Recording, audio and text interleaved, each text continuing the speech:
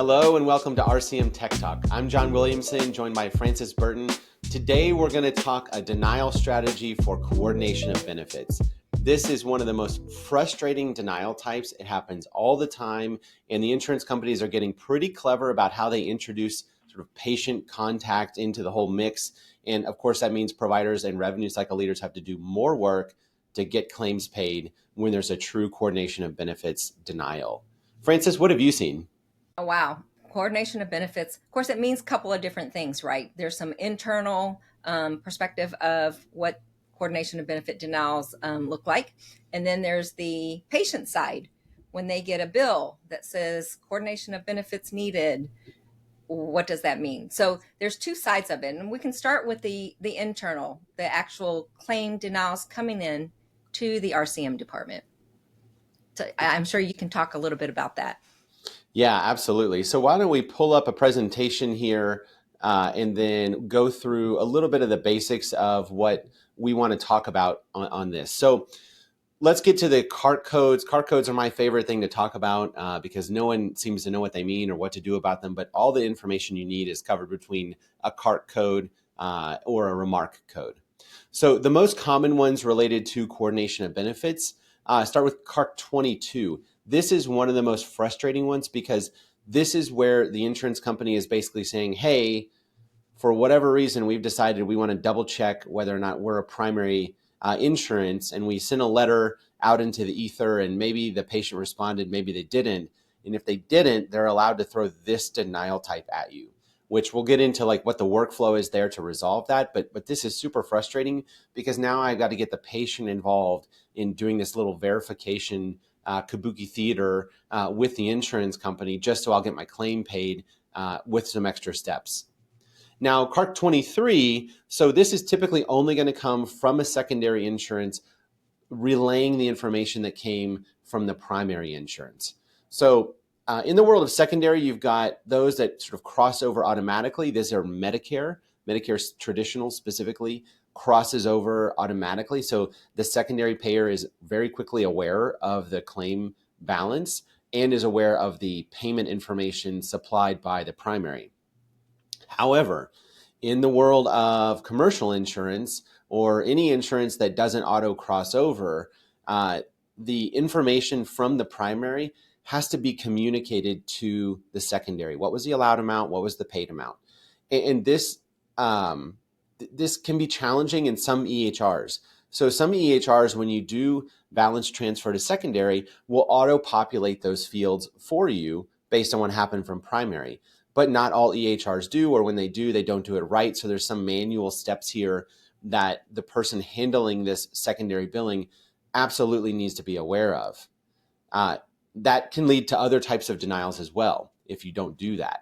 So the CARC 109 then, so the claim or service not covered by this payer, this is usually because the claim got sent to the secondary first, or the situation we just talked about, the secondary receives a claim without the information provided from the primary, meaning they're blind to what the primary did. And so that can also result in this CART code 109. And then the last one of sort of the popular coordination of benefits, the 136, failure to follow prior payers coverage rules. So this can impact especially specialty providers more often, or folks that require maybe an upstream referral to see a specialist. And if the claim doesn't exist from that upstream provider, they might not get paid, or if it's a dependency with labs and diagnoses and these kinds of things. This is where the sequencing of things often comes into play. Lots of billing guidelines come into play here. It can be confusing, but in your specialty, this should be sort of well understood what the processes should be. And that's where you might see this code. But it gets confusing. I know, Francis, you always kind of have a good joke about this, sort of the Abbott and Costello routine. How have you seen this play out? Well, yeah. And in fact, if you haven't seen the Abbott and Costello clip, because you're probably under 30 or 40 years old, it's a corny one, but it's been a classic. So I relate the baseball diamond there to the who's on first, what's on second, and I don't know. When I thought of primary secondary confusion, this came to mind. So I just had to slap that up there.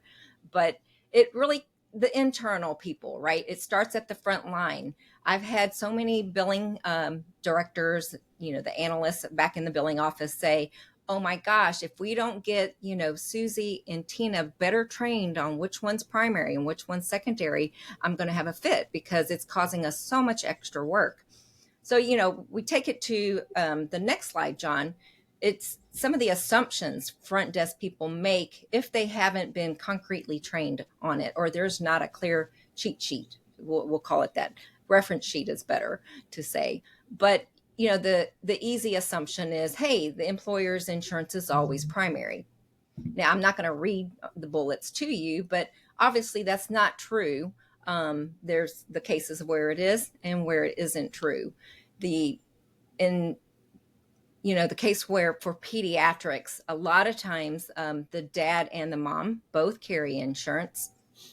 So I put that one up there for a common scenario where you do see children under 18 or 26, I should say.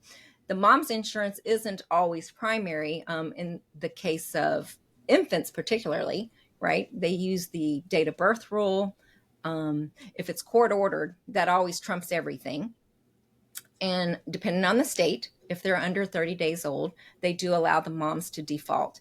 But these are just a couple of assumptions. You really want to, talk about some prevention and proactive education, is go to your front desk people and say, test them. I have this insurance and this insurance. Which one would you choose? There are some bumper pad ways people have tried to get front desk people to just choose the right ones. In general, I'm not even going to talk about primary versus secondary, but if there's an insurance plan that they continuously choose, I have seen where somebody has gone in and, very creatively put, do not use, a United Healthcare, do not use. And when we run these analytics, I tell John, oh, look, there's a whole bunch of claims that's processed to a do not use carrier. I know you try to become a genius on how to fix it.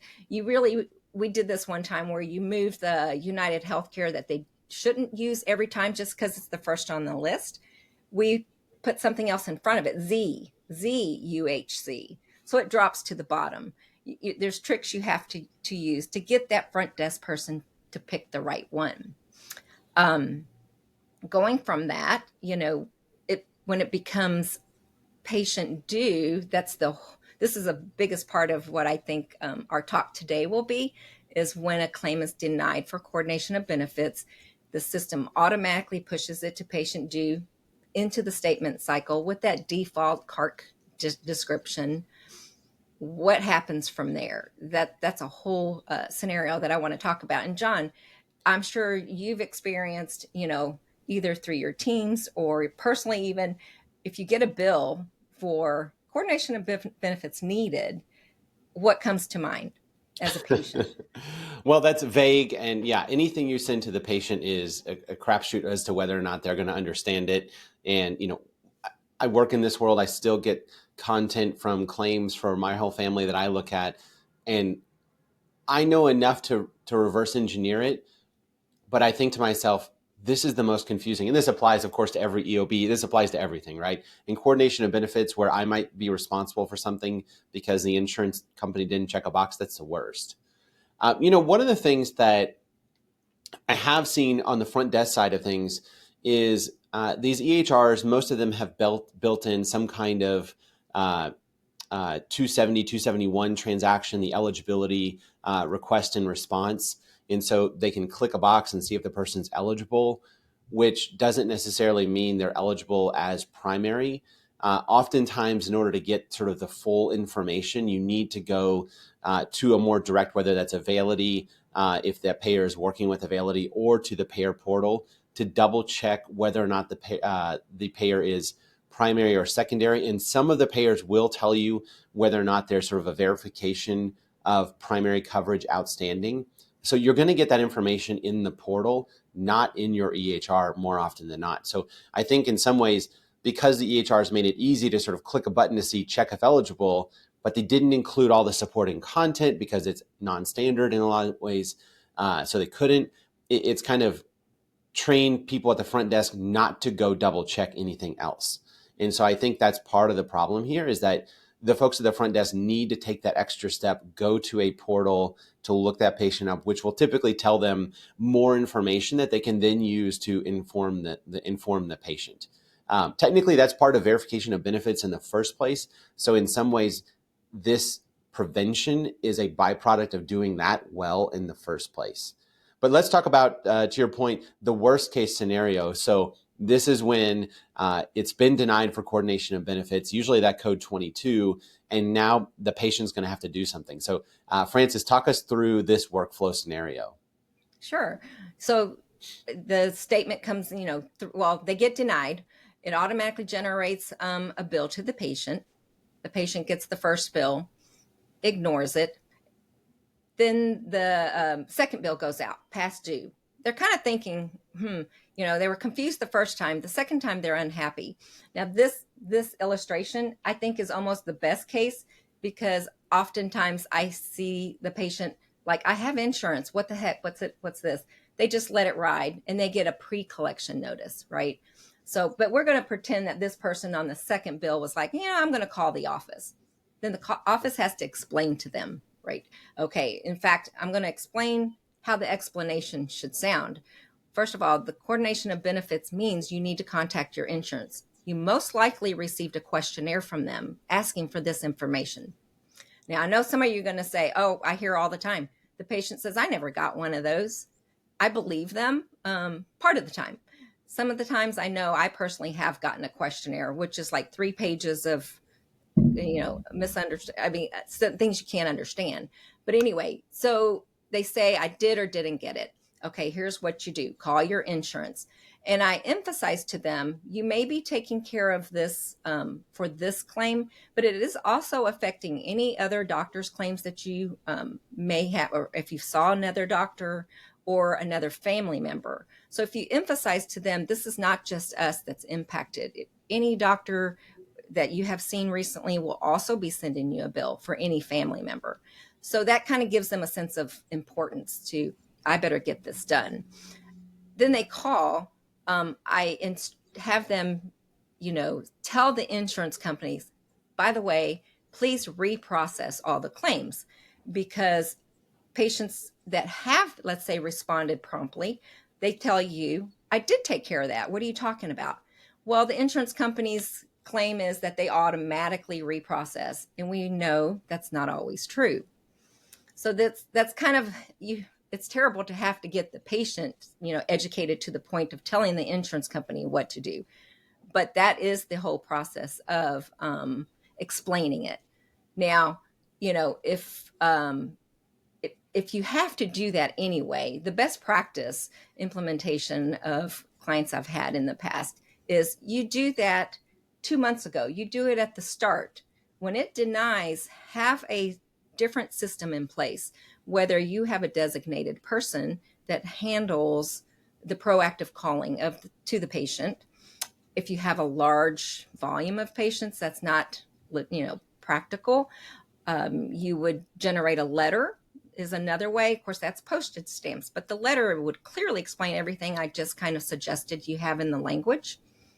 If you want to override the default comment of the EOB denial, so they understand it, instead of coordination of benefits needed, and then here's your balance, you override that in the system to say, please call your insurance company. And you may only have so many characters, so it may only be 2 sentences. We got pretty creative in making it very direct. Worst case, you could tell them, see the back definition on the back of your statements. If you're doing digital notification of patient balances, some of this is not going to work for you, but those are the variety of ways you can educate. And again, my whole point is, if you could have saved 2 months, we'll even say 3 months or even to the point of it's past timely and they're already unhappy, your patient satisfaction scores will just drop. I throw it out there. Google. I've seen complaints about, I love the clinicians, I love my doctor, but the billing was horrible. So you want the patient satisfaction scores to not be impacted by something like this. The other thing I have to say, I've seen where primary and secondary both pay, and now you have a credit balance, right? So you're trying to figure out which one to refund. I kid you not, we actually would send refund checks out, regularly, and 2 or 3 would come back every time we did that, and they are saying, we are the primary, this check does not belong to us. So just the nightmare, the administrative burden of not getting it right the first time. What's primary, what's secondary? Medicaid, people confuse that, but the easiest rule, right, is it's the payer of last resort. There are exceptions to that, but it's the education, the communication, and again, the analytics side. John, I'll let you speak to that. How can you identify, the pattern of coordination of benefit issues, the volume of it? How do you prioritize dealing with that from an RCM department standpoint when you have a high volume? Yeah. Well, it's tough. So let's assume that we did the upfront work, verification of benefits, but this situation still happened. In one client that I worked with, the RCM team member who felt pretty comfortable calling a patient actually did call the patient directly, let them know what's going on. And then the patient was still confused, and this is for, a claim worth a few $1,000s. So it's in the best interest of everybody to resolve this. So what the RCM rep did was three-way dialed in the insurance company, sat there on hold with the patient, and then facilitated the conversation between the patient and the insurance to double verify, yes, this is my primary coverage, yes, this is active, and then the rep asked, can you reprocess the outstanding claims? So that's a lot of white glove hand-holding service, but it works. So if you're talking about a claim that's worth it, invest in this, because at the end of the day, if you do take the extra steps of contacting the patient, letting them know, hey, this is, the big bad insurance company here, we can fix this together. They'll respond to that better than getting a bunch of letters, a bunch of noise, a bunch more nonsense. And then they know at the end of the day, medical debt they may or may not have to pay. So this is something that it's kind of an opportunity. It's like when you have a complaint with the airline and they go above and beyond, because they know that if they go above and beyond, or a hotel or anything in the sort of travel and leisure industry, they can turn a problem situation into an opportunity for sort of an outstanding service. And this is actually one of those times too. Now, ideally, you don't want this happening all the time, but the opportunity to provide outstanding service and get a claim paid in a more timely fashion, go for it, right? It's worth it. This is a problem and it's not going away, but being effective on the front end, being, hand-holding on the back end wherever possible to make it sort of less painful for the patient and to get a claim paid, all of the above are required, in order to get claims paid under this circumstance. And then finally, the sort of verification step when there is a secondary, that the secondary is aware of primary payment information. Those are steps that, different folks will be able to take in resolving this overall. Frances, any final words for folks that want to sort of have a takeaway here? Basically use your analytics if you can. Run reports to say these are the denials for coordination of benefits. Pick your top highest volume dollar value, right? Pick the 10,000 and up accounts and have one person call on those. And it's better than not calling at all if you can just pick and choose and be selective with the manpower you have. Absolutely. All right. Well, thank you very much, Frances. Again, this has been RCM Tech Talk. We'll look forward to seeing you next time. Thanks a lot. Bye-bye. Bye.